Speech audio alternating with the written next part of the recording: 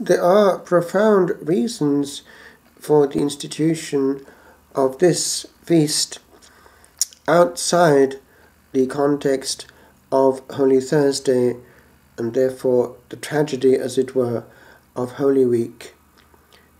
It is the greatest gift given to mankind, and the centrality of this gift was almost overlooked, but certainly overshadowed by the spirit of heaviness in the air during the Triduum of Holy Week. And so it was placed on the heart of holy souls to bring this to the center of the attention of the Church through a feast dedicated outside the atmosphere of sadness to this alone. The Lord wanted attention brought to this great gift, the greatest of all, which makes of our Church and of our churches heaven on earth. God amongst us, surrounded by his heavenly court, the angels who inhabit our churches. This then is our feast. Let us look at the historic context. It had been felt that there was need for more, but this in concrete terms came to the fore through direct interventions of heaven. The instrument in the hand of divine providence was St. Juliana of Montcornillon in Belgium. Her date of birth is 1193 at Rétines, near Liège. She had been orphaned at an early age and educated by the Augustinian nuns of Montcornillon. Here she in time made her profession and eventually became superior. However, intrigues of various kinds drove her from her convent, and she was given refuge by the Cistercian nuns at Voss, where she spent a quiet time, able to adore and love Jesus without anything in the air but him. She was buried at Villiers. Now this particular saint had from her early youth a great devotion to the Blessed Sacrament, which explains why she became the vessel the Lord chose. She always had the desire, actually, to have some feast for this alone. But this was increased by her mystic experience, and we have evidence of what happened because of the objective impact that that had on the people who actually made it happen. We see here a combination of wisdom and providence from on high coming into the human domain. She is reported to have been having a repeated vision which she herself did not understand. A vision of a full moon, but which had a dark spot or streak on it. Now, she was given to understand eventually in prayer what it meant. It was the church, or the church's ear actually, but there was one bit missing, a feast that was not on it yet. She made known her ideas to Robert de Torrette, who was the then Bishop of Liège, and also to the learned Dominican Hugh, later Cardinal Legate in the Netherlands, and also to Jacques Pantaleon, at that time Bishop of Liège, afterwards, however, Bishop of Verdun and Patriarch of Jerusalem, Latin Patriarch, and afterwards, indeed, Pope, under the name of Urban IV.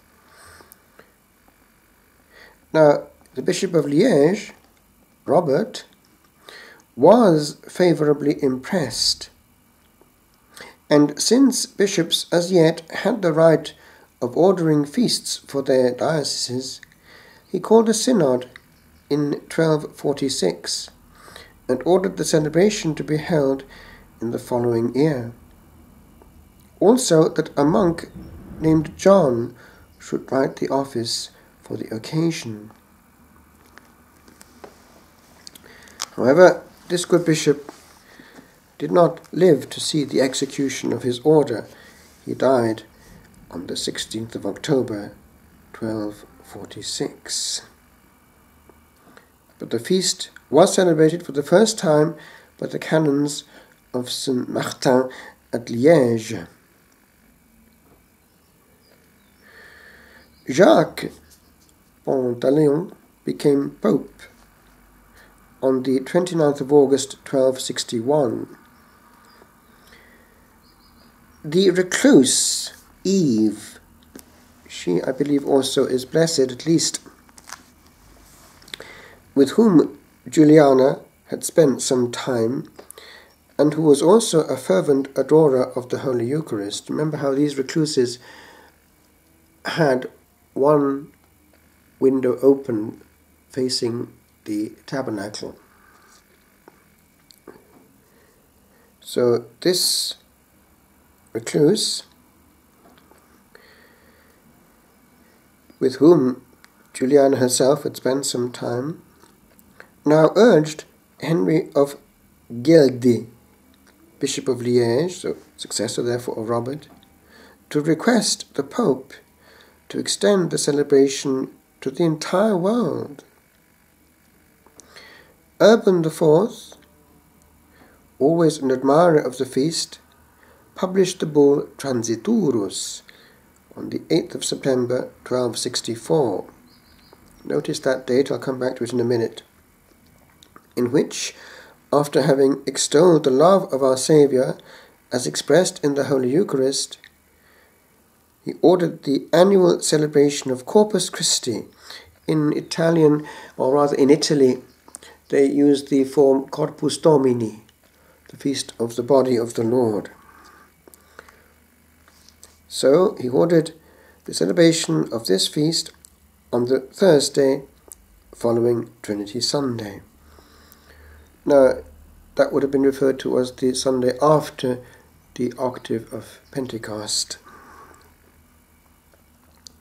Remember, that makes a lot of sense. There's a certain completeness there after the finishing of that cycle of Easter, Pentecost, and our present Trinity, because the Feast of the Trinity actually, as such, is not primitive, whereas Pentecost is. So, here we have, outside the context of tragedy, and even actually of Easter itself, the fullness of this great perpetuating gift of God present on earth until the end of time. It is obviously a logical place to place it, and Thursday would be the day indicated for obvious reasons. Reflection also of Maundy Thursday.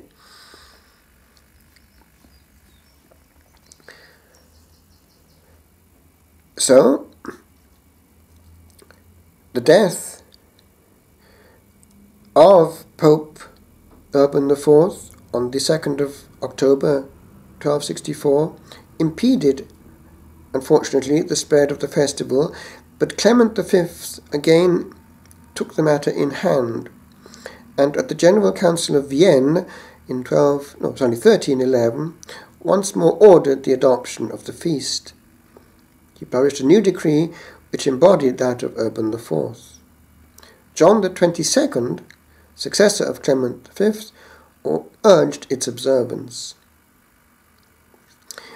Now, neither of these decrees speaks actually of the procession, the theophoric, that is, bearing God, the procession as such, as a feature of the celebration.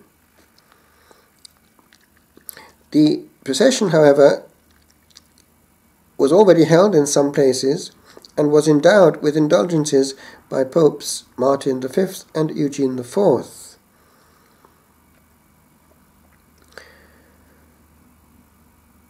It goes, we can see here, from one place to another, and takes on a life of its own. In England it was introduced from Belgium between 1320 and 1325.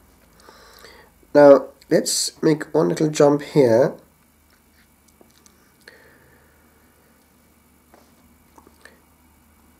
The office, that is the liturgical office of Matins, Lauds and so on, Vespers, which have a lot of antiphons, and then also the liturgy of the Mass itself had to be composed.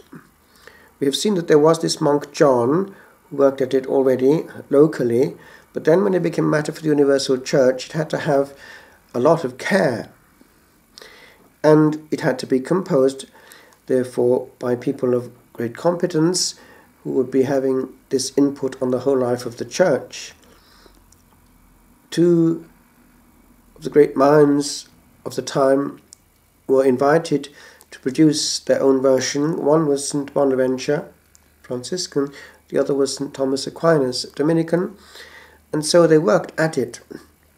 When it came to presenting their finished work to the supreme authority, they both came into the presence of the Holy Father, and it was the turn of Bonaventure to go first, or rather the other way around actually, and so it was St. Thomas Aquinas, who had the first chance to read what he had written, and it was perfect, obviously divinely inspired. The poetry is actually very good poetry, perfectly rhyming and so on, and deep, deep, deep, containing the whole theology of the Eucharist.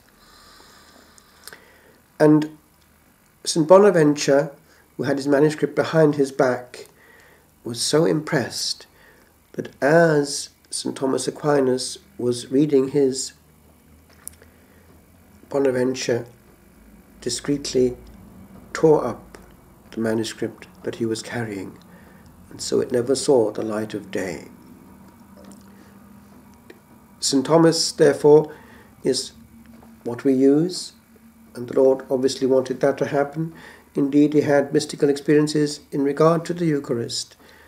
He was once puzzled whether he'd written sufficiently well about the Lord's body, whether it was accurate, and he was given a mystic experience.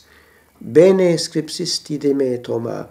You have written well of me, Thomas. You have written well of the sacrament of my body.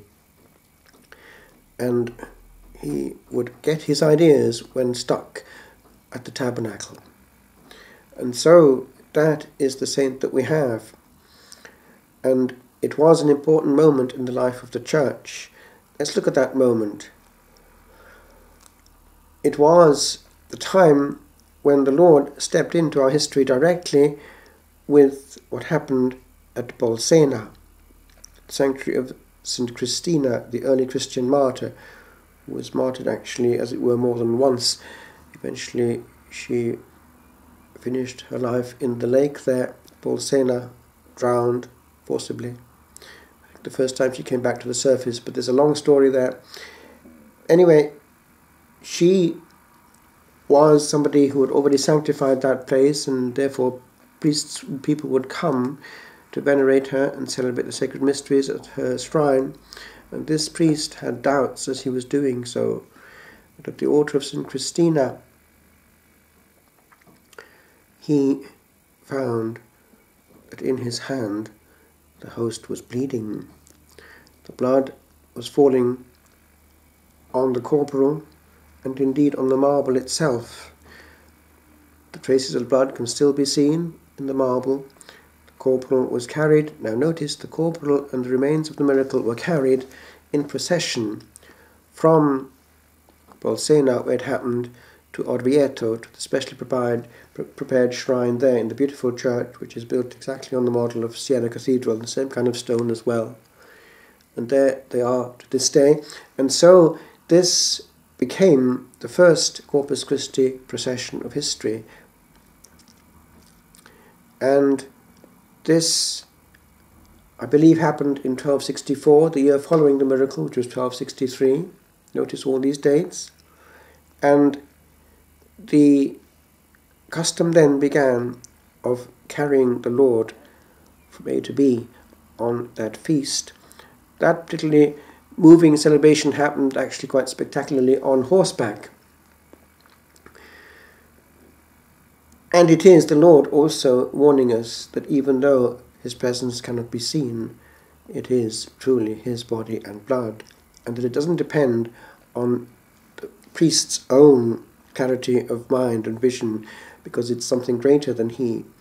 If the priest is duly ordained, and as long as he doesn't withdraw his intention, the minimal intention of doing what the church wants, then the Lord is very much the one who's, as it were, performing.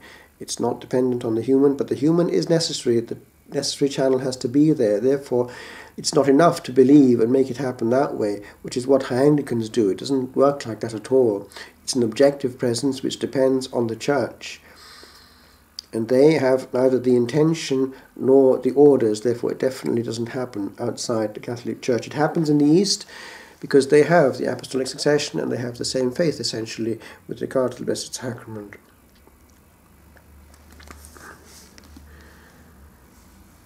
So, 1264. By then, this was in place with the Bull Transiturus of the 8th of September.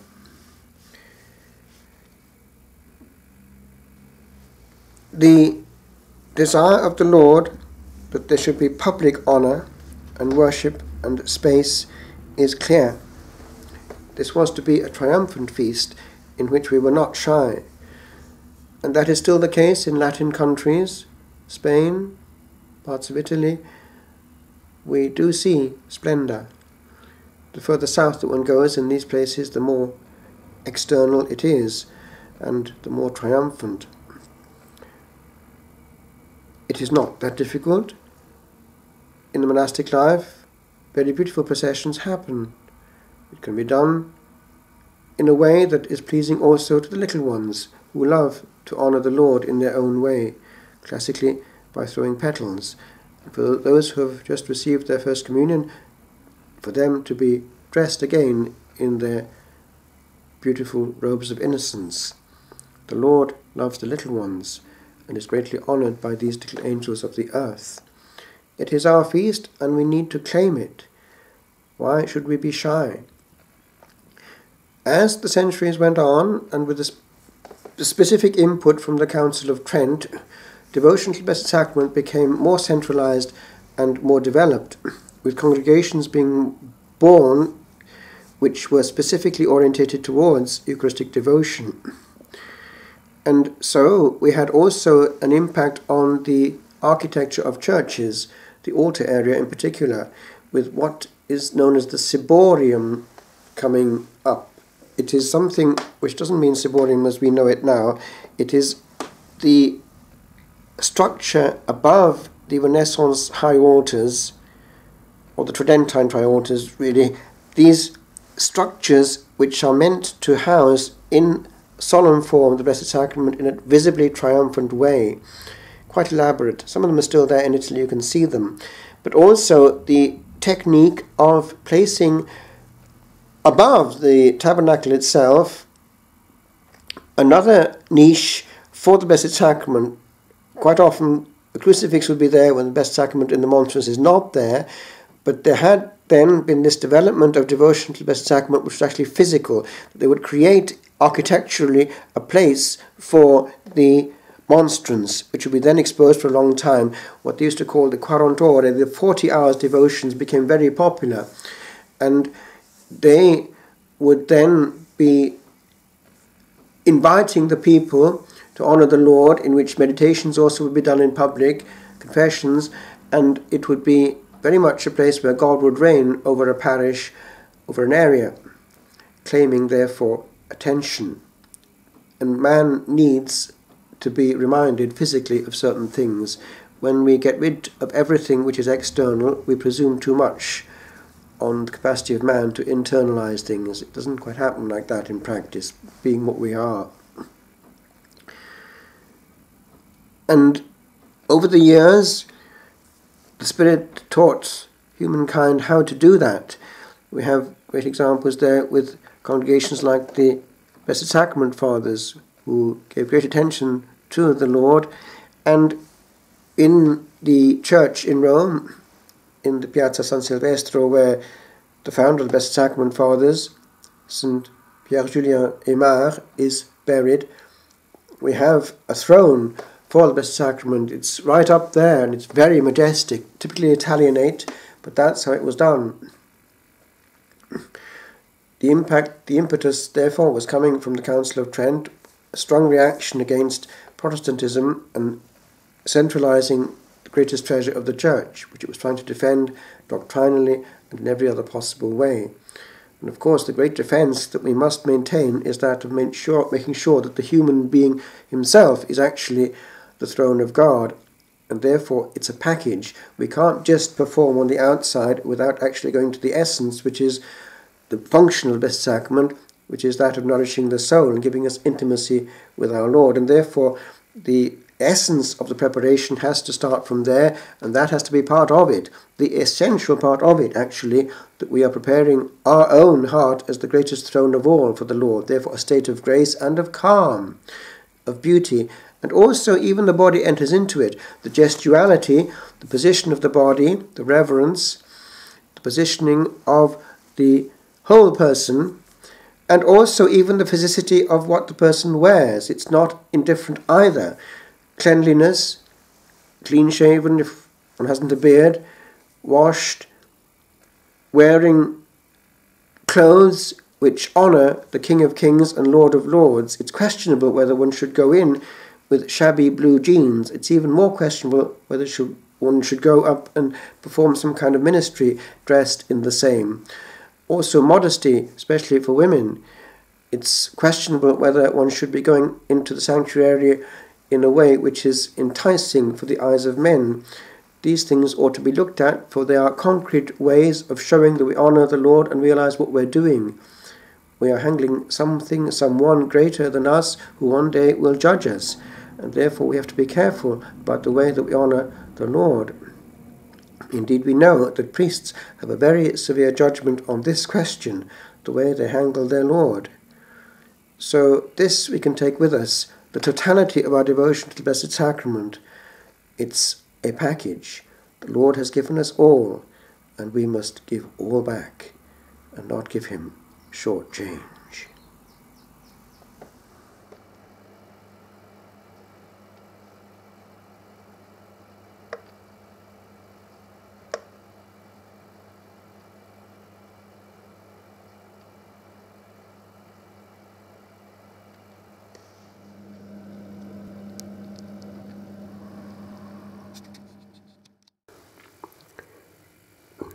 The blood-stained corporal from the miracle of Bolsena, carried the following year on horseback to Orvieto in the first Corpus Christi procession of history.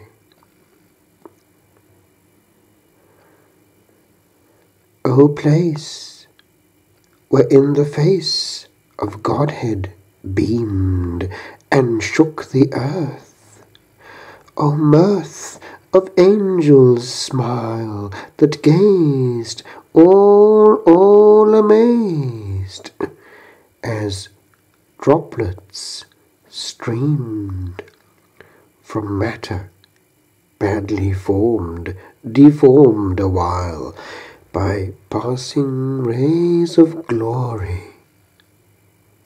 Story vast, in but a moment told, a moment old as this old tale, told as the last of yesterday's long follies, sweetly bold. O madness of a god!